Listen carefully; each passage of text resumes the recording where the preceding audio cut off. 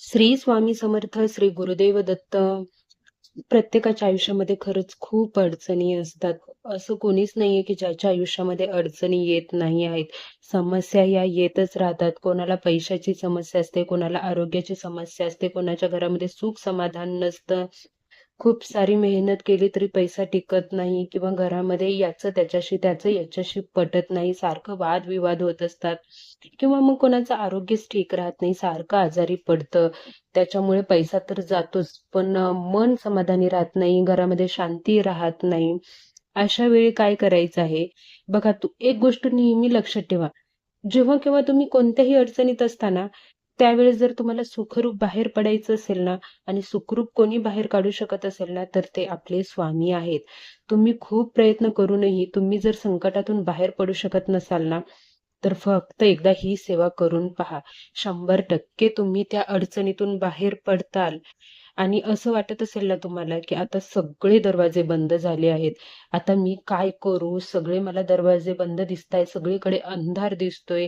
मी यातून बाहेर कसं पडू? जेव्हा केव्हा सगळे दरवाजे बंद झालेले असतात ना, तेव्हा तो दरवाजा नेहमी खुला असतो तुमच्यासाठी. तुम्ही पाहिजे तेव्हा त्या दरवाजातून आत जाऊन स्वामींना विनंती करू शकता. तुम्ही जर मनापासून आणि श्रद्धेने स्वामींना विनंती केली ना आणि ही सेवा केली ना, तर तुम्ही नक्कीच त्या संकटातून, अडचणीतून बाहेर पडाल. ती सेवा कोणती आहे, कशी करायची आहे, त्याचे नियम काय आहेत, सर्व माहिती मी तुम्हाला व्हिडिओमध्ये सांगणार आहे. त्यामुळे व्हिडिओ शेवटपर्यंत नक्की बघा. तुम्हा सर्वांचं खूप खूप मनापासून स्वागत आहे आपले निष्ठा या यूट्यूब चॅनलमध्ये. तुम्ही अजून आपल्या चॅनलला सबस्क्राईब केलं नसेल तर नक्की आपल्या चॅनलला सबस्क्राईब करा. स्वामींचे भक्त असाल तर एकदा व्हिडिओला लाईक नक्की करा आणि व्हिडिओ शेवटपर्यंत बघा. बघा, कोणतीही सेवा करायची असेल ना, तर सगळ्यात महत्त्वाचा ठरतो तो म्हणजे आपला विश्वास. कारण की विश्वासाशिवाय कोणतीच गोष्ट शक्य होत नाही. तुम्ही जर पूर्ण विश्वासाने ही सेवा केली ना, तर नक्कीच तुम्हाला तुमचं फळ मिळणार आहे. तुम्ही जी काही सेवा कराल, असं नाहीये की तुम्ही सेवा करताय तर तुम्ही मग म्हणणार, स्वामींना सारखं प्रश्न करणार की स्वामी, मी इतके दिवस झाले सेवा करते, मला माझा फळ का मिळत नाहीये, माझी इच्छा का पूर्ण होत नाहीये, मला अनुभव का येत नाहीये. असं करायचं नाही आहे. तुम्ही जेव्हा सेवा करताना तेव्हा फक्त तुम्ही मनापासून सेवा करायची आहे. फळाची अपेक्षा करायची नाही आहे. तुम्ही सेवा मनोभावे केली ना, तर स्वामी तुम्हाला त्याचं फळ देणारच आहेत. कोणाला लवकर फळ मिळतं, कोणाला उशिरा फळ मिळतं, पण फळ मिळतं मात्र नक्की. इच्छा, जो कोणी स्वामींच्या दरबारात जातो ना, तो रिकाम्या हाताने परतत नाही. कोणाला वेळ लागतो, कोणाला लवकर मिळतं. प्रत्येकाचे आपले आपले प्रारब्ध असतात. पण आपल्याला विश्वास कमी होऊ द्यायचा नाही, आपला विश्वास डगमगू द्यायचा नाही. वेळ लागला तरी चालेल, पण विश्वास ठेवायचा की एक दिवस स्वामी माझी इच्छा नक्की पूर्ण करतील. बघा, मी आणि असे पण बघा लोक पाहिले आहेत 100% तुमची की इच्छा त्यांना पूर्ण त्यांच्या होईल. कलिकनी किंवा आजूबाजूवाल्यांनी किंवा नातेवाईकांनी सांगितलं की मी स्वामींची ही सेवा केली होती आणि मला याचं हे फळ मिळालं किंवा मला असा अनुभव आला, मग तू पण सेवा कर, मग तुला पण अनुभव येईल. बघा, अनुभव तर येईल, नक्की येईल, पण त्यांना किती दिवसात अनुभव आला तितक्याच दिवसात तुम्हाला अनुभव येईल असं नाही आहे. मी मगाशी म्हटलं तसं आपले प्रारब्ध असतात, आपले भोग असतात. प्रत्येक गोष्टीची एक वेळ असते, त्यातून बाहेर पडण्यासाठी देखील एक वेळ असते. त्याच्यामुळे तुम्ही सेवा करायची आहे, मनोभावाने करायची आहे. तुम्हाला त्याचं फळ नक्की मिळतं, पण त्याला लवकर मिळालं, तुम्हाला उशिरा मिळालं, किंवा तुम्हाला लवकर मिळालं, त्याला उशिरा मिळालं, हा वाद घालायचा नाही किंवा याचा विचार करायचा तर नाही चला, आता आहे. कोणती सेवा आहे जी सेवा तुम्हाला खरंच अडचणीतून बाहेर काढते, खरंच खूप प्रभावशाली सेवा आहे.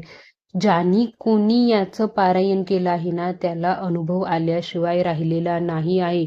लाखो भक्त याचं पारायण करतात. आणि खरं सांगू, ही गोष्ट त्याच्याकडूनच घडते ज्यांच्या मनामध्ये खरी श्रद्धा असते, भक्ती असते, आणि स्वामी ज्यांना निवडतात की नाही त्यांनी हे पारायण केलं पाहिजे, त्यांच्याकडूनच हे पारायण घडतं. ते म्हणजे श्री गुरुचरित्र ग्रंथाचं पारायण. आपल्याला 3 दिवसीय श्री गुरुचरित्र ग्रंथाचं पारायण करायचं आहे. आणि स्वामी महाराजांच्या प्रकट दिनापर्यंत तुमचं हे पारायण कंप्लीट झालंच पाहिजे. आता बघा, हा व्हिडिओ तुम्ही आज बघताय आणि तुम्हाला वाटते की नाही, आता स्वामी महाराजांच्या प्रकट दिनापर्यंत मला काहीतरी अडचण येऊ शकते त्या कालावधीमध्ये. तर तुम्ही या पारायणाला उद्या परवा तेरवा असंही पारायण करू शकता. असं नाही आहे की तुम्ही प्रकट दिना दिवशीच तुमची सांगता झाली पाहिजे, त्याच्या आदल्या दिवशीच झाली पाहिजे. तुम्ही आजपासून प्रकट दिनापर्यंत कधीही 3 दिवसीय श्री गुरुचरित्र ग्रंथाचं पारायण करा. या पारायणासाठी तुम्ही संकल्प करा. उद्याच केंद्रामध्ये जा किंवा आज वेळ मिळाला, तुम्हाला जेव्हा केव्हा वेळ मिळेल ना, तेव्हा तुम्ही केंद्रामध्ये जा. या पारायणासाठी संकल्प करा. नारळ, खडीसाखर घेऊन जा. तिथे तुमचं गोत्र सांगा स्वामींना, मुजरा करा, तुमची इच्छा सांगा, तुम्ही कशासाठी पारायण करताय, किती दिवसाचं पारायण करताय ते सगळं सांगा. घरी या. त्यानंतर तुम्ही दुसऱ्या दिवसापासून पारायणाला बसा. सकाळी लवकर उठा, आंघोळ वगैरे करा, फ्रेश व्हाल, पूजा मांडून घ्या आणि त्यानंतर तुम्ही पारायणाला सुरुवात करायची आहे. पहिल्या दिवशी तुम्हाला 1 ते 22 अध्याय वाचायचे आहेत. दुसऱ्या दिवशी 23 ते 33 अध्याय वाचायचे आहेत आणि तिसऱ्या दिवशी 34 ते 53 अध्याय तुम्हाला वाचायचे आहेत. बघा आता तुम्हाला कसं आहे, आपण जेव्हा 7 दिवसीय पारायण करतो ना, त्यावेळेस आपल्याला मोस्टली 2 ते 3 तास लागतात अध्याय वाचण्यासाठी. पण जेव्हा तुम्ही 3 दिवसीय पारायण करणार आहे ना, तेव्हा पकडून चला की तुम्हाला 4-4.5 तास लागू शकतात. त्याच्यामुळे तुम्ही काय करायचं आहे की सकाळी ब्रह्ममुहूर्तावर उठून जर तुम्ही 3 वाजता तयार झाले ना आणि 3 वाजता पूजा मांडून जर तुम्ही लगेच पारायणाला बसले ना, तर तुमचं बघा 4, 5, 6, 7, 8, 8:30 वाजेपर्यंत तुमचं अध्याय वाचून होतील. त्याच्यामुळे जर तुमच्याकडे शक्य होत असेल ना, तर तुम्ही ब्रह्ममुहूर्तावर उठून 3 वाजता पारायणाला बसू शकता. नाहीतर मग 12 ते 12:30 आपल्याला वाचायचं नसतं. त्याच्यामुळे बघा तुमच्या ॲडजस्टमेंटनुसार तुम्ही कधीही बसा. 12 ते 12:30 या कालावधीमध्ये वाचलं जात नाही, कारण की दत्त महाराजांच्या भिक्षेचा तो वेळ असतो. त्याच्यामुळे तुम्ही अगोदर होईल अशा पद्धतीने वाचा किंवा मग 12:30च्या नंतर तुम्ही वाचायला बसा.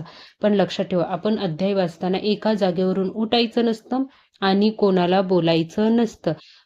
कोणाकोणाला पाणी प्यायचं असेल, तहान लागली असेल, तुम्ही ग्लास स्वतः जवळ बसून जवळ ठेवा तुमच्या.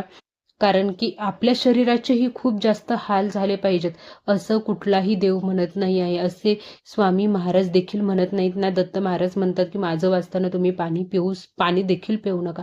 तुम्ही जवळ तुमच्या एक तांब्या भरून ठेवा पाणी पिण्यासाठी. तुम्ही ते पाणी पिऊ शकता. फक्त जागेवरून उठणार नाही याची काळजी घ्या आणि कोणासोबत बोलणार नाही याची काळजी घ्या. त्यासोबत नियम आपण श्री गुरुचरित्र पारायणाला जे पाळतो ते म्हणजे बाहेरचं पर्जन्य 3 दिवस तुम्हाला टाळायचं आहे. त्यासोबतच तुम्हाला एक धान्य खायचं आहे, खाली झोपायचं आहे. गोधडी टाका. तुम्ही गोधडी अगोदर स्वच्छ धुवून घ्या. तुम्ही अंथरूण पांघरूण जे वापरणार आहेत, बेडवरती झोपायचं नाही आहे. सुतक पाळी विटाळ असेल तर तुम्हाला पारायण करायचं नाही आहे. बघा, तुम्ही जर 3 दिवसीय पारायण करा किंवा 7 दिवसीय पारायण करा, तुम्हाला गुरुचरित्र ग्रंथाचं पारायण केल्यावर अनुभव आल्याशिवाय राहणार नाही आहे. मला स्वतःला देखील खूप चांगला अनुभव आलेला आहे त्याचा. महाराज खरंच खूप भरभरून देतात. फक्त विश्वास ठेवा आणि श्रद्धा ठेवा आणि भक्तीने तुम्ही हे एक पारायण नक्की करून बघा. 3 दिवसीय करा किंवा 7 दिवसीय पारायण करा, पण नक्की पारायण करा.